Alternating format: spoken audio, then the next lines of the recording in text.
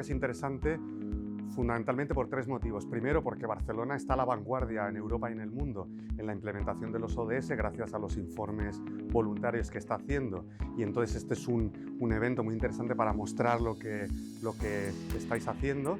Segundo, porque crear estos espacios donde vengan distintos actores creo que es fundamental, y ahora en la sala pues había representantes del ayuntamiento, pero había también de empresas privadas, de la sociedad civil, asociaciones, había personas de la universidad. Entonces tener esos espacios de reflexión son fundamentales. Y en tercer lugar, porque solo generando estos espacios podemos conseguir pensar ideas nuevas y conseguimos traer la inteligencia colectiva a resolver unos retos tan complicados como son los que plantean los Objetivos de Desarrollo Sostenible.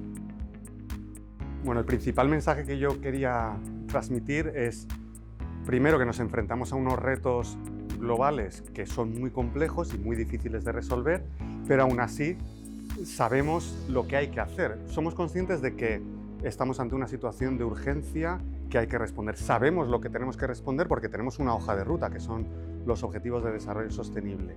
Y entonces yo lo que me quería centrar es en cómo podemos hacer eso, porque sabemos que hay que hacerlo y el qué, pero no sabemos el cómo. Y el cómo fundamentalmente es cambiar el enfoque. Y principalmente yo destacaría tres cosas. Primero, cambiar la mentalidad de la gente, y eso quiere decir fundamentalmente fomentar la colaboración, romper los silos y trabajar juntos.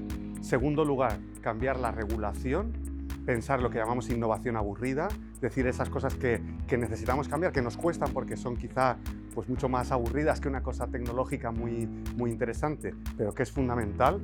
Y tercero, pasar lo que llama un profesor del MIT de tener ecosistemas a tener ecosistemas.